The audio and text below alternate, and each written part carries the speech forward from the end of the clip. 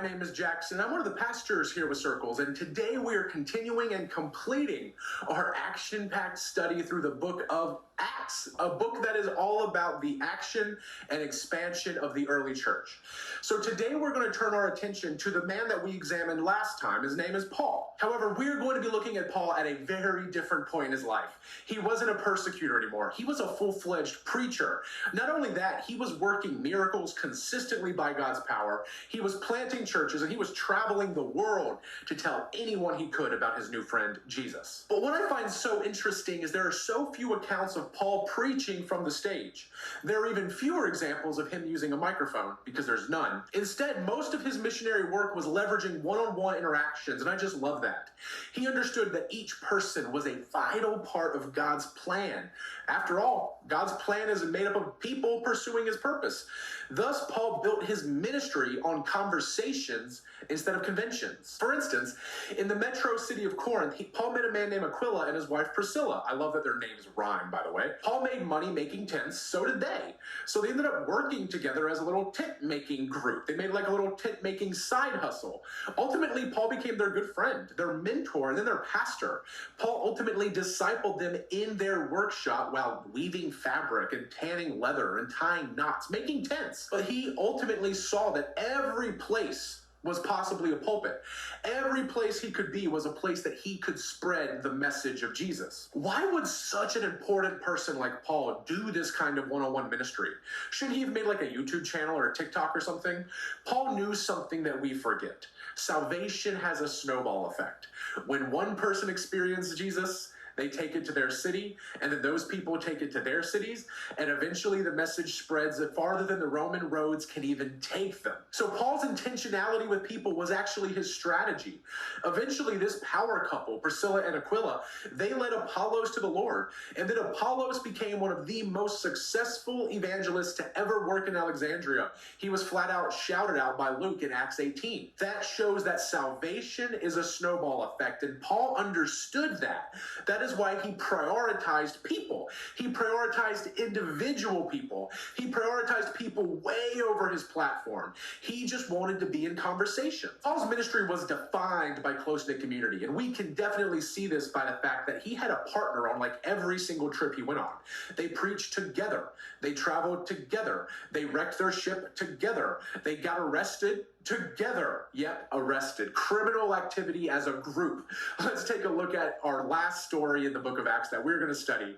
Let's take a look at the story of the Apostle Paul and Silas getting thrown into prison. After they had been severely flogged, they were thrown into prison, and the jailer was commanded to guard them carefully. When he received these orders, he put them in the inner cell and fastened their feet to the stocks. After midnight, Paul and Silas were praying and singing hymns to God, and the other prisoners were listening to them. Suddenly there was such a violent earthquake that the foundations of the prison were shaken. At once all the prison doors flew open and everyone's chains came loose. The jailer woke up, and when he saw the prison doors open, he drew his sword and was about to kill himself because he thought the prisoners had escaped. But Paul shouted, "Don't harm yourself. We're all here." The jailer called for the lights, rushed in, and fell trembling before Paul and Silas. He then brought them out and asked, "Sirs, what must I do to be saved?" They replied, "Believe in the Lord Jesus and you will be saved, you and your household." So Paul and Silas were not known to keep a low profile. They triggered a public riot, and then they found themselves bound for jail. They preached a message of freedom, but now they were being held captive, and unfortunately their arrest was brutal. Their bodies were bloodied from the beating, yet they still did what in prison? They chose to sing songs of praise to God in the middle of the night. But something amazing happens. God decided to bring a little bit of bass to their concert. Suddenly an earthquake shook and broke the chains that bound them. The jailer was woken up by the commotion, and he feared the worst. He was worried that the prisoners had escaped, and if that did happen, his life was over. He was toast. But Paul called out to him and reassured him that they were all just hanging out in the cold cell. Everything's fine. Baffled and desperate to figure out what he can do to have this kind of faith, he said, "Sirs, what must I do to be saved?" And just like that, the jailer was saved right there in the middle of prison. And this was just moments after he was about to take his own life for fear of execution. This story proves so much, but it shows something really significant. Praise and worship were integral to the early church's expansion.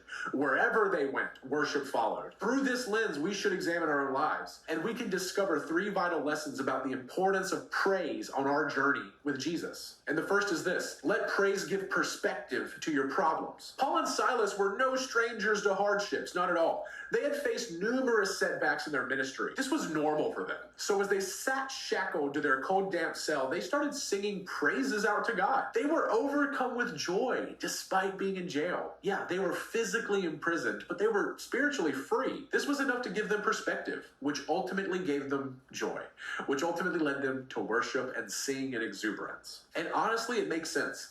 According to a study from the University of California at Davis, people who regularly practice gratitude experience greater positive emotions, increased optimism, improved health, and stronger relationships. So this is not just a cute idea, this is hard facts. It is impossible to be completely grateful and overcome with stress at the same time. Praise is like a perspective cheat code. It forces your brain to reflect on the divine, and then it moves away from the dreadful. So my encouragement to you is, if you're in a tough season, if you feel like you're even in a personal prison like Paul and Silas were, praise. Allow worship to lead the way, because praise is amazing as it gives perspective to each and every problem that we have. Praise gives perspective to your problems. Praise gives perspective to your pain. Praise gives perspective to all of it, because praise points you towards Jesus, the person who's going to help you pick up every single piece that seems broken right now. So if you're in a difficult place, don't be afraid to just let out and praise. Which brings me to my second point, because it actually all flows together. Let worship be your witness. Now, Paul and Silas's little impromptu worship night did not go unnoticed. The other prisoners tuned in. I am sure some of them enjoyed it. I am sure some of them absolutely hated it and held their ears. I mean, who knows? Regardless, their worship did everyone in the room a favor. As their song rang out, chains rattled off. So as we reflect on this story of these men in prison, we have to ask ourselves, why was everyone paying such close attention? And then towards the end, why was the jailer so encouraged by them? I don't think it was the miraculous earthquake or unexpected jailbreak that led to this huge attention. I think it was the sound of joyous songs echoing off the stone walls. It caused everyone to wonder, how can these unfairly arrested men be so happy? This is true in your life too. When you choose to praise despite your problems, people take notice. Your worship can be a witness, because true worship embodies and shares true love, true peace, true joy, true patience. And who doesn't want to feel that way? And when you have the ability to do that when things are anything but joyous, peaceful, or loving, then you are showing the world that your peace, that your love, and that your joy come from a higher power. It is a witness when we worship despite worry.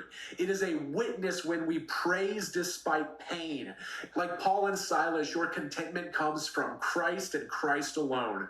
So worship through the pain, my friend. So we have talked about how praise gives perspective to our problems. We've also talked about how worship is a witness and people take notice.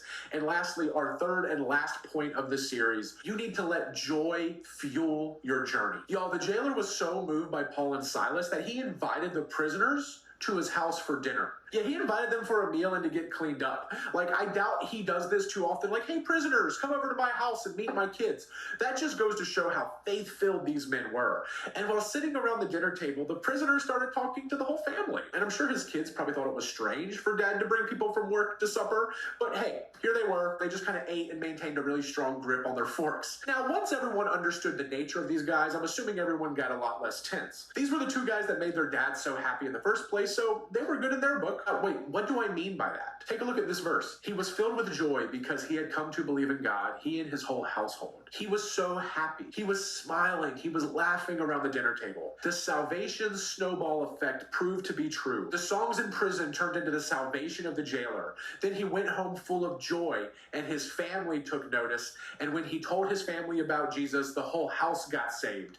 Joy drew them in, and Jesus changed their lives. And as that night carried on, I am sure they shared stories. I am sure they offered to look out for each other, and I'm sure they prayed for each other. After all, they were family now. This household had just joined the biggest household in humanity, the church, which is what the book of Acts is all about. Another person joined this amazing family called the church. Now, I can't help but assume that Paul and Silas just knew that this arrest was actually an appointment. They had no doubt that God was up to something, because they always knew this. God was always up to something bigger, because as members of the church, as members of Acts Part 2 that we get to live in, we are always part of something bigger than ourselves. We just have to notice it. We just have to look for it. There is a divine plan that spans across space, time, that sparks connections between me and you and all the people around us, because that's what God is doing to build his church. That is why the book of Acts is called Acts. It's about action. There is always action unfolding in the life of a Christian because we are always actively pursuing God's plan. And God's plan is made up of people. And guess what? You are one of those people if you are a follower. So, of course, as we pursue God's plan together, there's plenty of work to do. There's plenty of action to get involved in. And that's what the book of Acts showed us. And that's what I'm hoping you get out of this. Because the story of Acts is ultimately the story of us, because it's the story of the church, the story of the family that we belong to. And I just love the humility of the closing scene we just looked at.